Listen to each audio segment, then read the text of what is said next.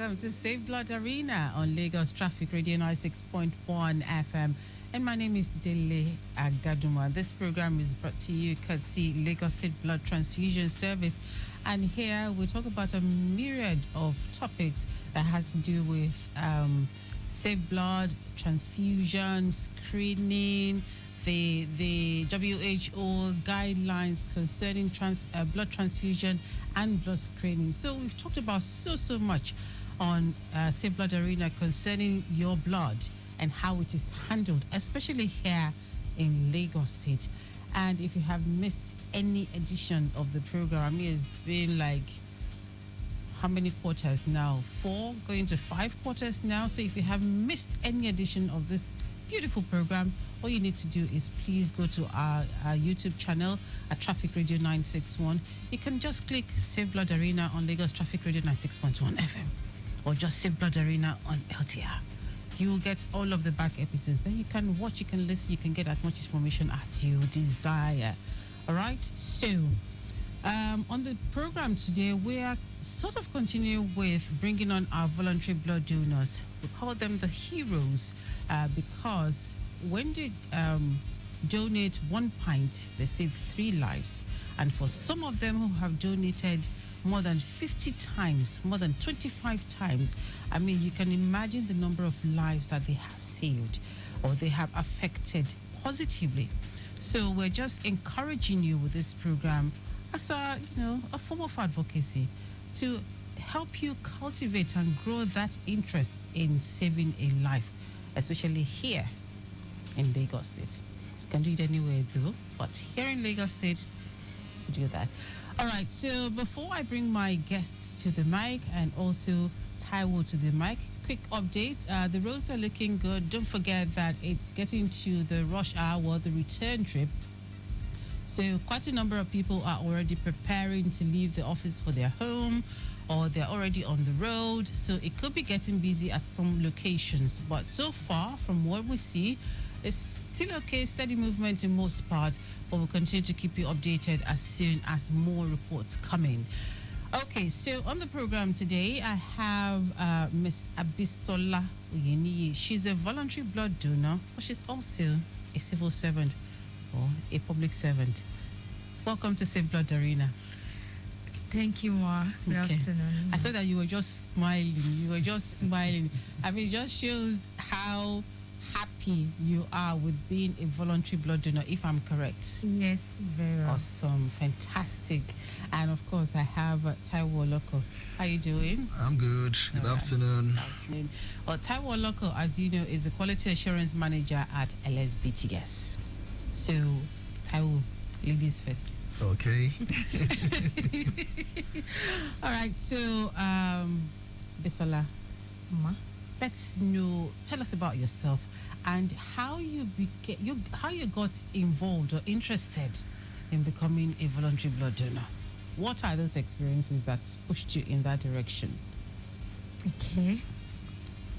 As you said, ma'am, my name is Oyeniyi Abisola.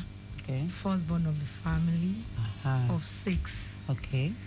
And I'm just an undergraduate student, but I'm a full staff of Lagos State. Okay.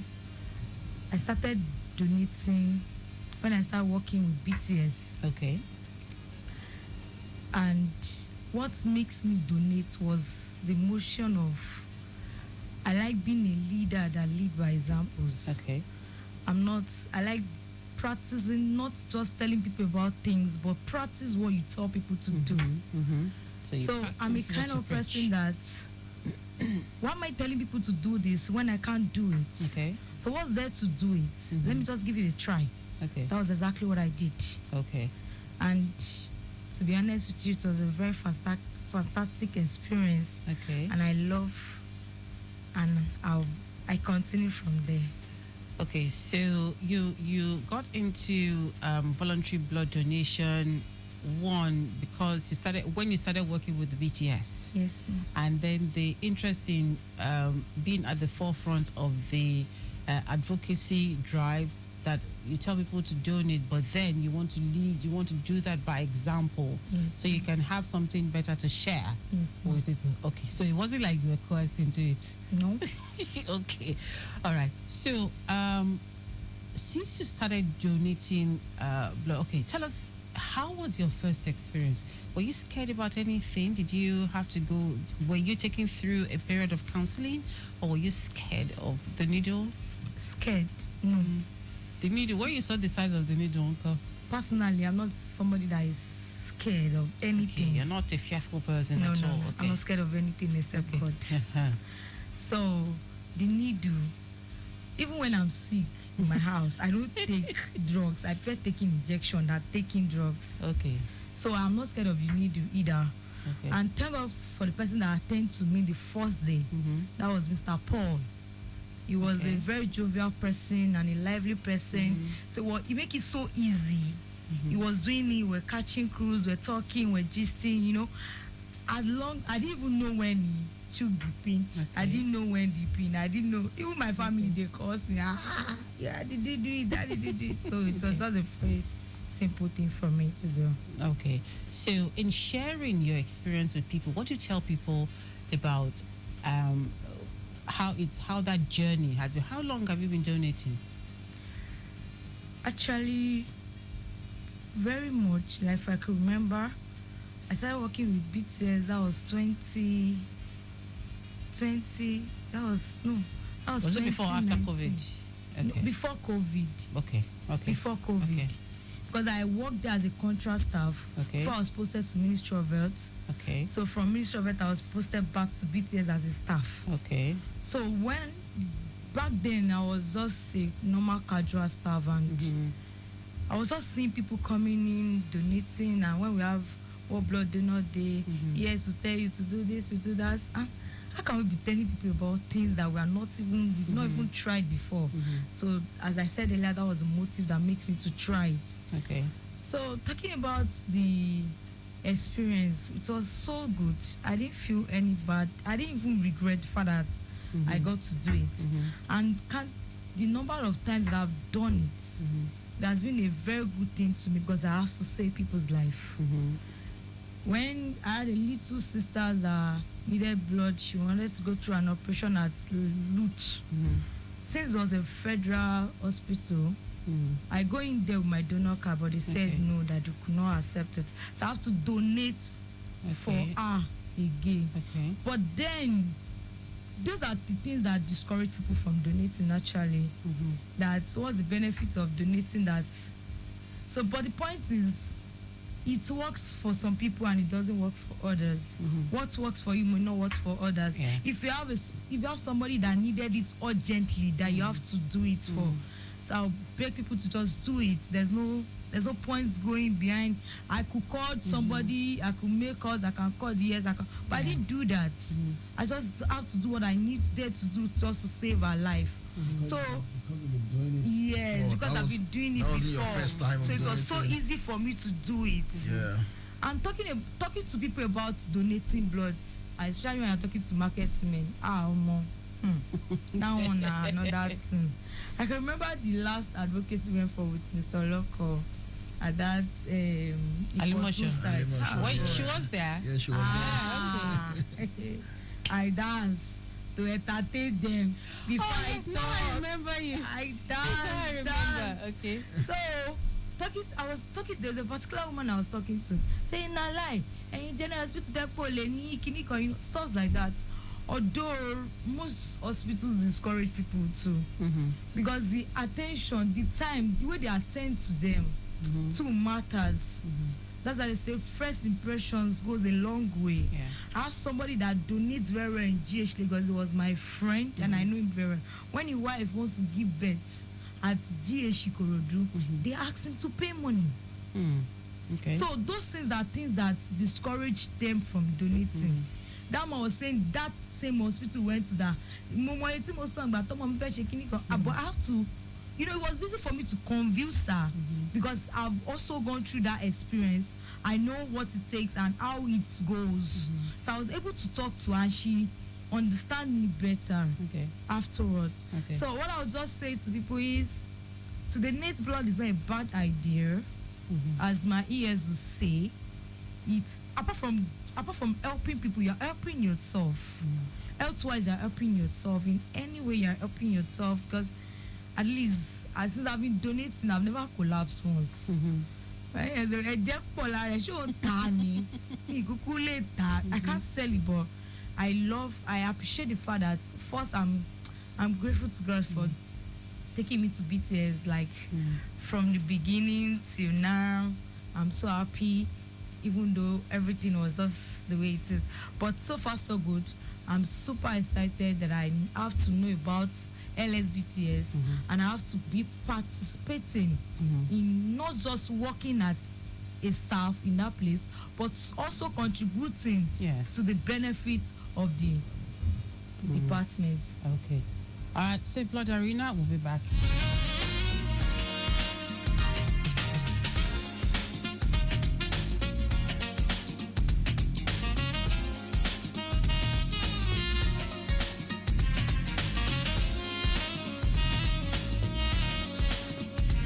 All right, so welcome back. It's still Safe Blood Arena on Lagos Traffic Radio 96.1 FM. And we have been speaking with Abisola Oyeniyi. She's a voluntary blood donor and also a civil servant. And she has been donating since about 2019. So if you want to look at that, it will probably be around 5 to 6 years now. So she's been consistent. And you're a part of, are you a member of Club 25 yet? Not yet. You have not done up to 25 pints. Okay. She's getting closer. She's getting closer. So, for you, what would you, for people who come up to you that, okay, they would like to be voluntary blood donors, but they are afraid. They are afraid of, one, the needle. They are afraid that, probably during the screening process, because they have to go through a screening process, they will, a counseling, and then their blood will go through a screening process, that something would be or maybe found out about them that they want kept confidential. So to people like that, what would you say to them? Okay, I think I have a similar case in my church. Okay. I'm a redeemer. Okay. And in Redeem, we have a lot of youths. So that particular day, I was talking to one of my youth presidents, and I was talking about donating, actually. Why people collect our blood, but the bottom line is, yes, people that naturally, some people are even scared of injection. So seeing the needle alone, normally you'll be scared. But I advise you that if you just don't want to be scared, you want to be like me, because me, I'm not scared. Just close your eyes. Okay. After they took the needle, you open your eyes. You'll be fine. So they should look for Mr. Paul. yeah, maybe they should look for Mr. Paul, so that you'll be gisting and also communicating with them, so they will know that. But the truth is, you don't have to be scared of anything. If you find out that you have a sickness during the process of the screening, is a good opportunity for you to be able to, the earlier the better. Yes. You discover, you'll be able to nurture the sickness before it grows to a point that you will not be able to undo it again. So if you are still waiting for until I fall down, until I have issues, and they took me to the hospital, before I know, definitely you will still know one day. Yeah. So why are you scared of what you will know earlier that will save your life? At least, if not forever, at least for a period of time. You'll be so sure that, I know earlier, and I've been working on it earlier. Yeah. So rather than scared of something that once you collapse on your way, you had BP and you don't know that you have BP, you just slump and die. So those are the things that I felt it should even motivate you to donate as a person. Because those tests, normally, if you have to do it anyway, you are supposed to pay money. But for BTS is doing it for free. So you get to know your blood group, get to know your genotype, get to know so many things that you're hypertensive and everything for free, that you don't have to pay much for. And when you discover you have one sickness or the other, there are counselors that will counsel you and put you through to watch and what you're supposed to do as early as possible. So I don't think there should be a problem to that. Okay, so the age range for a donor is 18 to 65. Now, when people, I mean, we know that there is a high rate of substance abuse in our country today. Now, when the young people who should donate more, yeah, because they have age on their side, when you're faced with situations where you have to talk to a cross section of young people who have at one point or the other been involved in substance abuse, what are some of those things you tell them in preparation for being voluntary blood donors? I mean, from your personal experience now. Okay, from me, if Your personal experience, meaning, I mean, the people you have spoken with, young people that you have spoken with. okay, like they went to the island, and that man said, "I need to be a meeting." Yes, Nigerians are like maybe they are used to those things, but I would just say to them, I used to. Okay, what I told the man was, okay, you want to do it. That day that you made up your mind you want to do it, just give yourself a 1 week break. Don't drink. You can definitely do it. Okay. This is you start it one day, and you're going to end it one day. And the things that keep me driving in my life is the power of the strength of you can do it. Okay. There's no impossibility. So you started this thing someday. Truly you can be addicted to it, but you can also control yourself by, if you can give yourself a minute break for not taking that thing. So you definitely should, for 1 minute let me increase to 5 minutes, for 5 minutes let me increase it to 10 minutes. Gradually you increase it.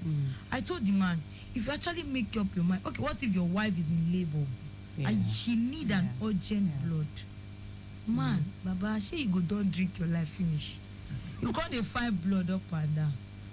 You know, say, hey, it's one hospital that killed my wife. No, you killed her. Because these are the things that we do out of our own chalant attitude. Although Nigerians are kind of difficult, though.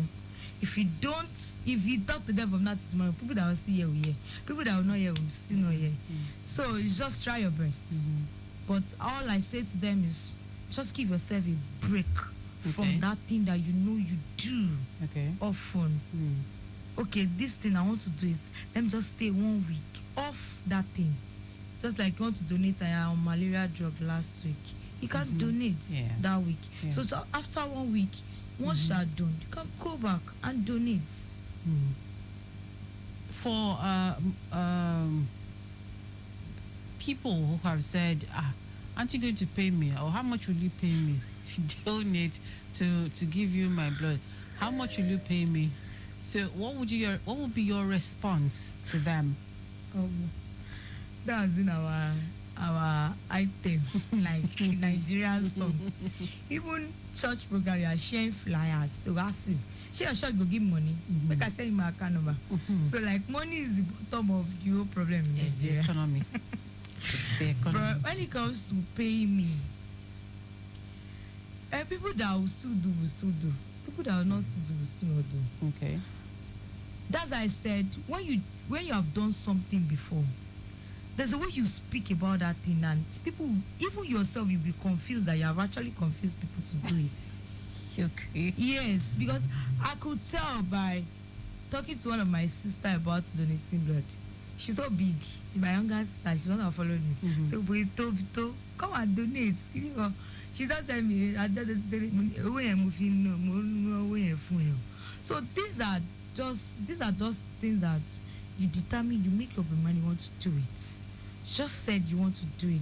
It's not about money. Everything doesn't have to be about money. Okay. What of your health? People are falling sick that money cannot even buy what is doing them. So when you are looking for money, and at the end of the day you get that money, okay, when you go to a private place to donate and they pay you 25,000 naira for a pint of blood, and you end up coming back home with HIV, with your 25,000 naira, will you cure the HIV?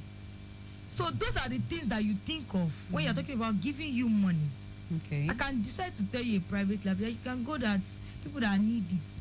I had a very close friend of mine. She died of cancer. She has cancer of the cell. She was admitted as UCH Ibadan. I was there when they amputated her hand. First time. Second time I was not there. I donated that day. I was still at the theater room with her. Abimbola Olaya. So when she later died, she died at Lutz. Actually, I already make up my mind before we left that. Guy, if you come to Lutz, me, I don't come to visit because me, I don't like that place. They are technically, I don't like it. So, to cut the long story short, she was just like, the doctor was he was so confused and said, you said she's just your friend. We're there, we're staying in my uncle's house. Like, we're there for more than 2 months. Then I was not working. And I was there. I donated. I saw people that came to donate and they gave them money. Even when we want to do the screening, somebody was discovered that he has hepatitis. And the man fainted as a guy. He's just hepatitis. He can still take drugs now. He just fainted. And then I was not working with BTS. Okay. But maybe because I have more interest in medical when it comes to medical stuff. So right from small, I've been orientating myself. Okay. Try to know more about medical stuff. So those are the things that when the man fainted, I said, Papa, any soon. The nurse was there was not the man did not want to hear anything, he was just crying. So things that you do, it's not everything you have to do for money. It doesn't have to be money. Okay. From getting money, you can get something worse than else that. you didn't bargain for. So thank you so much, Abimbola Abisola. Sorry. Thank you very much for your openness about your experiences in blood donation, voluntary blood donation. That is. Okay, so Taiwo, it looks like we've come back to bringing our voluntary blood donors to the show, which is good because it's a way of encouraging other people to absolutely come forward to become a part of the community, and then still more people can be helped and assisted. Yeah, and the idea is, look, the voluntary blood donor is an ordinary Nigerians and ordinary Lagosians. It's not some special people from. Well, they have become heroes because they are heroes. But they're from amongst us. That's what I mean. Yes. So it's not like we're importing people, or you need special qualities to become an hero, a voluntary blood donor hero, blood donation hero. Yes. So that's the point. So we want the public to have a feel of who the average blood donor is. It's like you and I. There's no difference. So you can also do it. If they are doing it, then you out there, the ordinary Lagosian. All of us can do it. And so that's the idea. We need more people to join the bandwagon, to become voluntary donors, do it at their convenience, come to go to the centers that come closer to you, and do it and save lives. It doesn't have to be elaborate thing. It doesn't have to be at the special program on top of that. You can do it at your convenience. You can do it at the weekends. The Bagada Center and the Island Center are open on weekends. Even Lasut is open on weekends also. Also the Keja is also open on weekends. So we implore Nigerians, we implore Lagosians in particular, come out, become voluntary donors. We need more people to donate. The society needs more people donating. We're saving our own lives if we donate. We're not saving the next person, we're saving ourselves. And like you said, it helps you to check your health.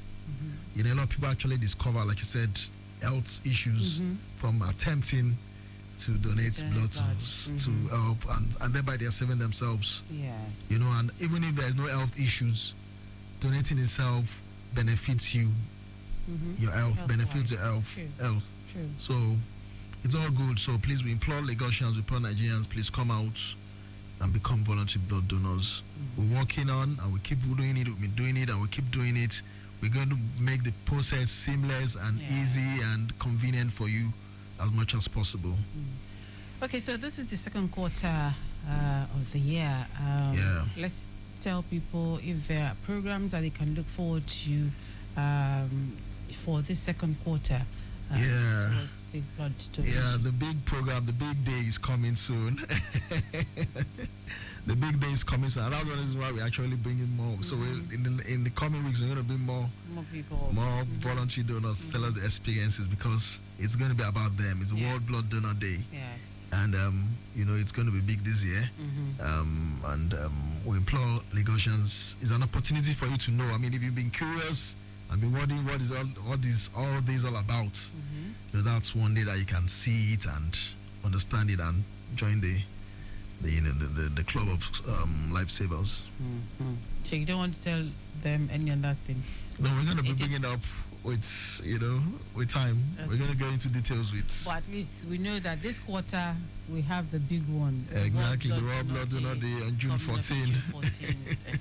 So people can look forward to it. At least they can mark their calendar. That so and so date is, World Blood Donor Day. Yeah. All right. So thank you very, very much, both of you, for being on the program today. Thank you. Well, for this, for our listener, you can get in touch with LSBTS. Their Facebook page is Lagos Blood Transfusion. Again, on Facebook, Lagos Blood Transfusion. On Instagram, Lagos State Blood Transfusion. On X, Lagos BTS. And the telephone number to which you can send a message is 0806 9207914. Again, 0806 9207914. Remember that Safe Blood Arena is brought to you courtesy Lagos Safe Blood Transfusion Service. And a big thanks goes to Victor Terry, executive producer Taiwo, not forgetting the executive secretary LSBTS, Dr. Bodorin Oshikomaya, and everyone working with the LSBTS and the Ministry of Health, the Permanent Secretary and the Commissioner for Health. Thank you so much. This program comes to you every Mondays at 4:30 p.m. on Lagos Traffic Radio 96.1 FM. And my name is Dele Agadumo. Enjoy the rest of your day. God bless.